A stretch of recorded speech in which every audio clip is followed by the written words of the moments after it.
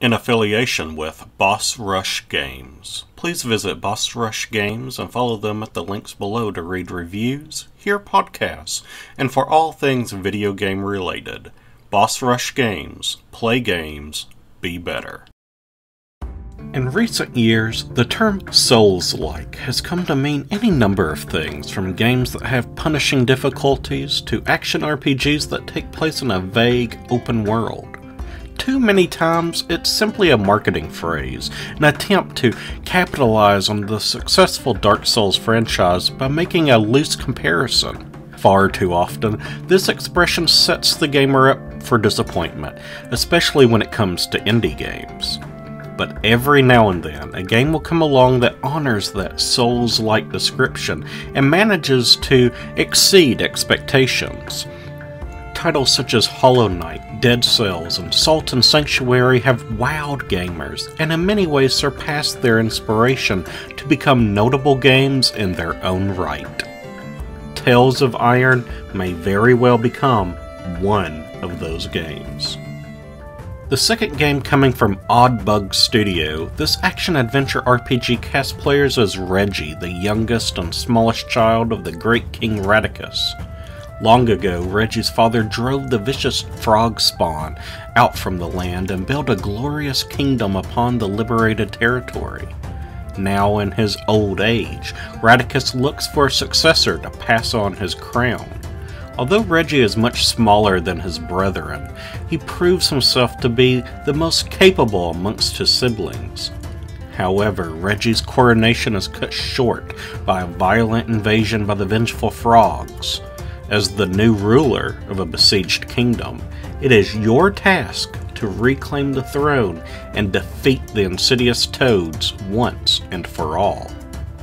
Tales of Iron's premise of rats versus frogs makes for a great fairy tale with whimsical characters in an imaginative setting, but don't be deceived by some of its cuter themes. Tales of Iron can be brutal, both in its gameplay and its presentation.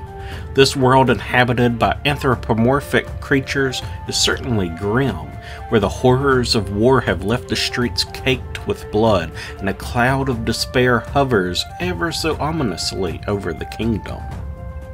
The hand-drawn art style is wonderfully executed, helping bring this cruel world to life.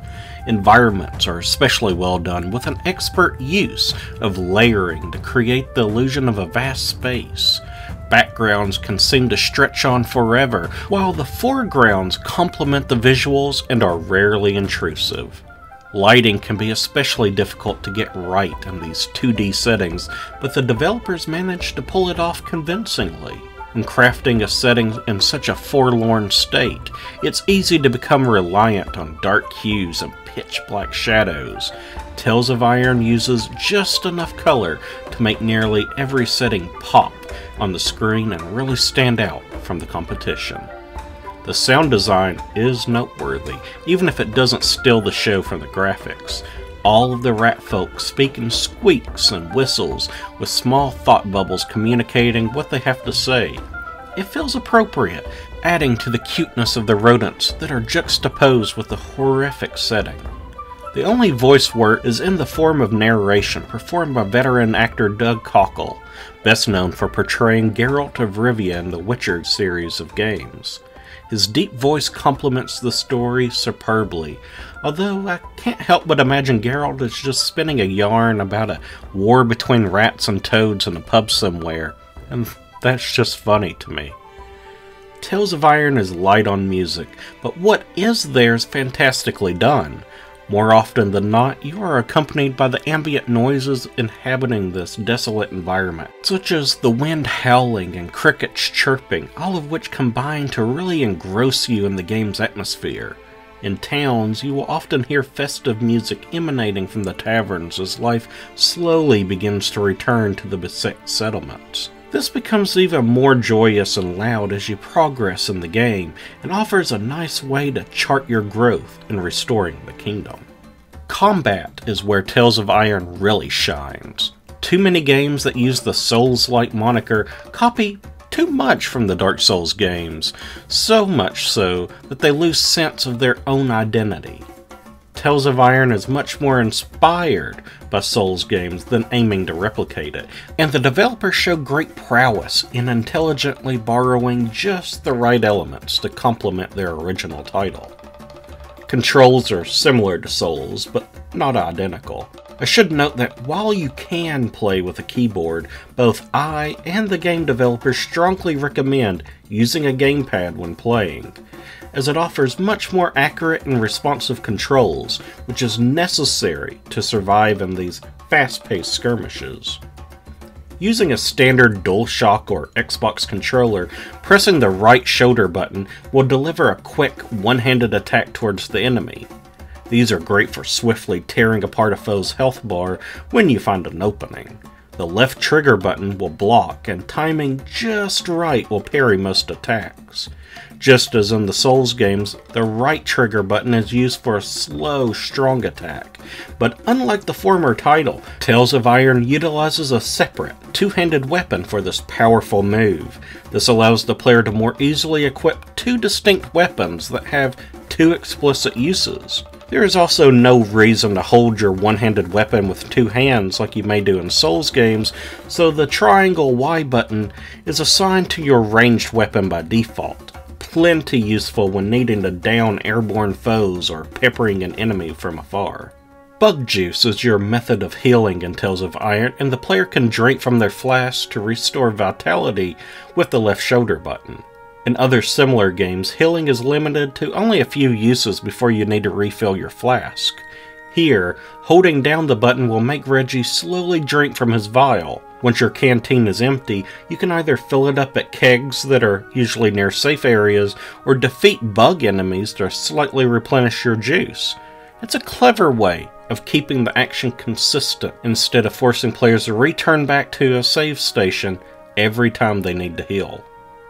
Reggie also gains the ability to coat his weapon with poison for a short amount of time. Using poison will cause your foes to take extra damage when hit, and utilizing it is a perfect way for taking down your more powerful adversaries. I like the idea of poisoning your weapons, but I think this could have been done a little bit better here.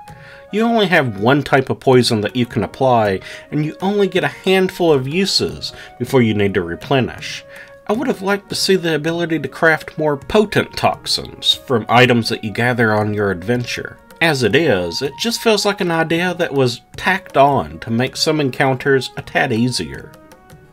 While the game certainly isn't easy, it's much more forgiving than many of its counterparts. For starters, there are indicators for most attacks, with a yellow flash showing that a move can be parried, while a red flash signifies that an unblockable attack is inbound. I found this very similar to how the Arkham games help streamline combat, allowing the player to feel more like a trained warrior that is capable of surviving an onslaught. While you may not feel like Batman playing Tales of Iron, you'll certainly come away believing that Reggie is one badass rodent. In contrast to most all RPGs, Tales of Iron does not have a leveling system, nor do you have any stats per se. All of your attributes are measured by your gear. As you conduct your campaign against the frogs, you'll unearth plenty of items to outfit your royal rodent, from axes and spears to shields made of both wood and stone. Managing your equipment is always a balance of the weight of your gear versus their defense or attack values. Do you opt for greater strength but with a much slower wind-up? Do you prefer the ability to promptly dodge incoming attacks, or to shrug off blows head-on? In Tales of Iron, you'll need to adjust for every unique situation ahead of you and adapt your playstyle based on what new things you uncover if you hope to survive. It's also helpful that there's no stamina bar to keep watch of in Tales of Iron.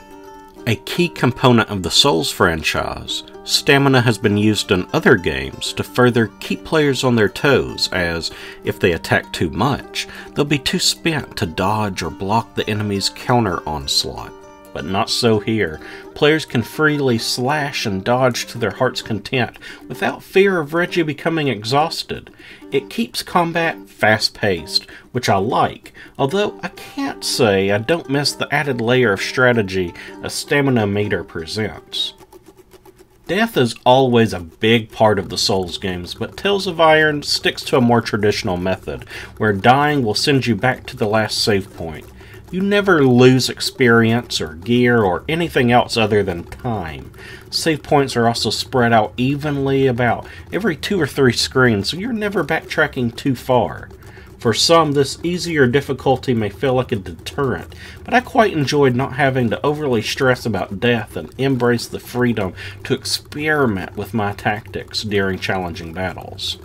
All bosses have a visible health bar, so you can see just how much further you have to go in a fight, but standard enemies do not. It's not a huge deal, but some foes can really take a wallop, and I did wish to see my progress on them more than once. Tales of Iron includes several side quests which you can undertake, which I love. Side questing has become one of my favorite aspects of modern RPGs, and I'm always down to earning some additional rewards.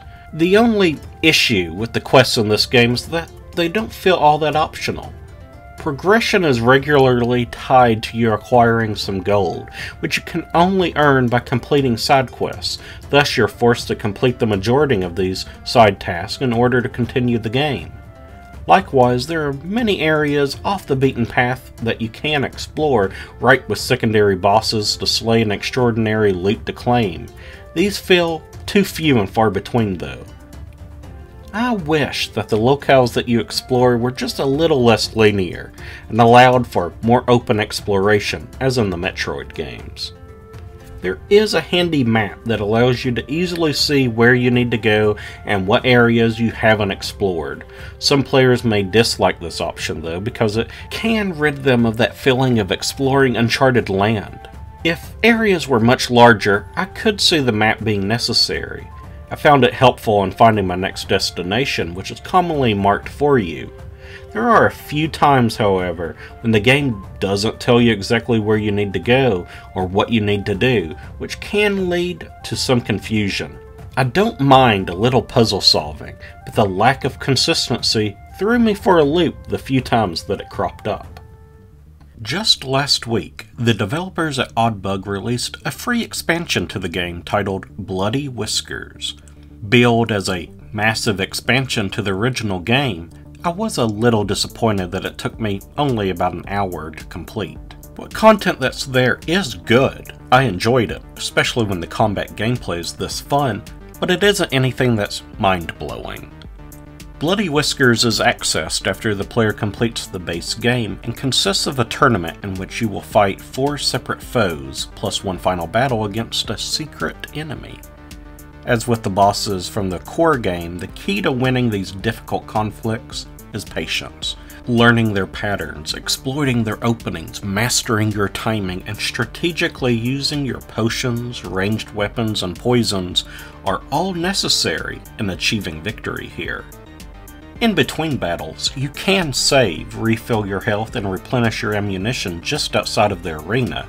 What's frustrating though is that you cannot refill your poisons without backtracking to another area. This is a huge pain simply because of how useful poison is at sapping the health of your opponents, which is mighty useful against these challenging boss battles. These confrontations are great fun.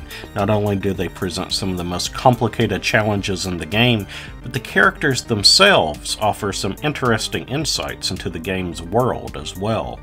You'll do battle against a pirate captain, a warden, and even a warrior rabbit. All of these hint at the greater universe of Tales of Iron, introducing some of the other civilizations and people that inhabit this fascinating world. It is an exciting prospect for the future of the franchise. And that's probably the most thrilling thing about this expansion. Everything here opens the door for the possibility of new stories, new heroes, new places to explore. The ending in particular absolutely makes some intriguing revelations for the lore of Tales of Iron and makes me eager for much more. There's not much else outside of these boss battles though. You are able to finally unlock the sealed door on the 2nd floor of your castle keep, uncovering some astonishing secrets of the Rat Kingdom, but there aren't new areas to explore or anything like that. You also receive 6 new weapon skins and 5 new armor sets on all platforms, and gamers on PlayStation, Xbox, and Switch also obtain the Halloween skins with this update, which have been available on the PC for a while. It personally makes me laugh seeing Reggie outfitted with a pumpkin head helmet and wielding a scythe. Lastly, upon popular request, Fairy Tale mode has also been included with this DLC. This new mode allows players to immerse themselves in the game's world and narrative without having to focus on the challenging combat. Some people will lament this feature, claiming something like, "Games these days are too easy," or whatever, but it's simply an added option. It's not a requirement. If you don't want to use it, don't choose it. It's that simple.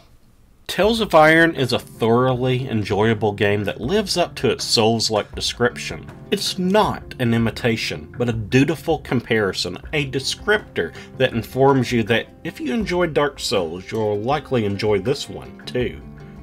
Not all games that take on that moniker can say that.